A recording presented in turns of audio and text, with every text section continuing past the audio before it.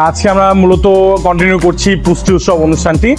এটি youth action for ডেভেলপমেন্টের আয়োজনে এবং গেইন বাংলাদেশ এবং সান ইউথ নেটওয়ার্ক বাংলাদেশের সহযোগিতায় হচ্ছেন।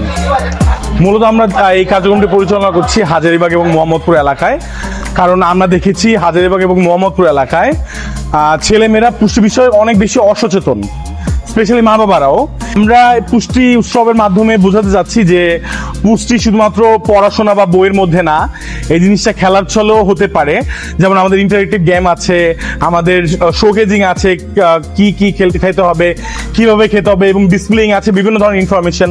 আমরা বিএমআই মেজর করছি, তার অবস্থা কেমন আছে, পাশাপাশি সাস্টেনেবিলিটির জন্য যাতে আমরা বাসার পাশে ছোট্ট একটু জায়গাতে আমরা নিজেদের ছোট ছোট চাহিদা পূরণ করতে পারি। যেমন টমেটো উৎপাদন করতে পারি, কোনো একটা শাক উৎপাদন করতে পারি, জাস্ট ইন্স্যুরেন্স করার জন্য যে আমরা আমাদের পুষ্টি যোগান দিতে পারি। এই জন্য কিন্তু আমরা সার কীভাবে তৈরি করতে হয় এগুলো শেখাচ্ছি। আমরা অসংখ্য ধন্যবাদ জানাতে চাই গেইন এবং সান ইউথ নেটওয়ার্ক বাংলাদেশকে, তারা আমাদেরকে এই কাজটিকে সহযোগিতা করে যাচ্ছেন।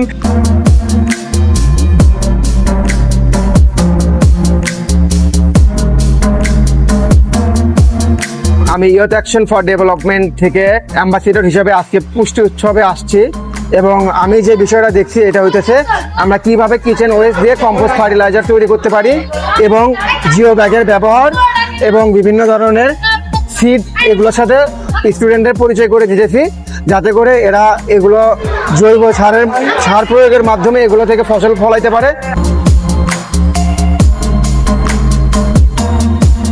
আমি মৃদুল হাসান, আমি কাজ করছি ইউথ অ্যাকশন ফর ডেভেলপমেন্টের সাথে। আজকে আমাদের মূলত এখানে মেলাটা হচ্ছিল একটি পুষ্টি মেলা, যেটা আমাদের দৈনন্দিন জীবনের জন্য অনেক কাজে আসে। তো আমাদের পুষ্টিকর খাবারের ভিতরে হচ্ছিল এক সাইডে হচ্ছিল ফলগুলো, পুষ্টিকর ফল, আরেক সাইডে হচ্ছিল পুষ্টিকর সবজি।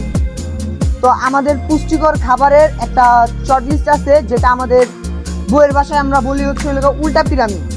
তো আমাদের উল্টা পিরামিডের প্রথম স্তরে হলো গিয়ে শর্করা জাতীয় যে খাদ্যগুলো, যেরকম আটা, মুড়ি, চিড়া, এগুলো হচ্ছিল আমাদের প্রথম স্তরে থাকে।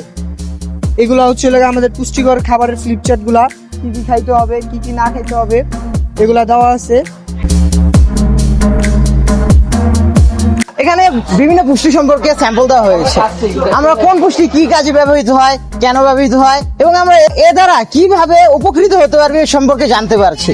আমার আজকে এই গেমটা খেলে খুব ভালো লাগছে। এক একটা জায়গায় আমি যখন গেছি প্রত্যেকটা স্টেপ বাই স্টেপ বুঝতে পারছি যেরকম আমাদের গাছ লাগানো দরকার, এবং প্রত্যেকটা শাকসবজি খাওয়া উচিত। এগুলো খেয়ে আমরা মানে দেখে শিখতে পারছি যেগুলো আমরা খেতে হবে। আগে অনেক জিনিস খেতাম না, কিন্তু এখন খাবো, কারণ শিখতে পারছি, আমি দেখতে পারছি। আর আমরা মানে বিভিন্ন শাকসবজি খেয়ে ওই যে আবর্জনাগুলো ফেলে দিব না, ওগুলো দিয়ে আমরা দ্বিতীয় সার উৎপাদন করতে পারবো। এরকম অনেক কিছু শিখছি।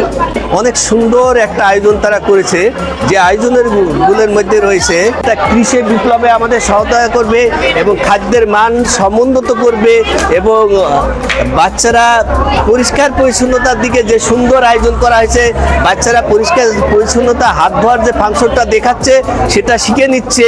এটা একটা ব্যাপক আয়োজন। পুষ্টি ছাড়া জীবন অচল, কথা যে সত্য। শরীর মনে বিকাশ ঘটে, পুষ্টিতে হয় শক্ত। কিশোর কিশোরী বিকাশে লাগে সুষম খাবার ভাই।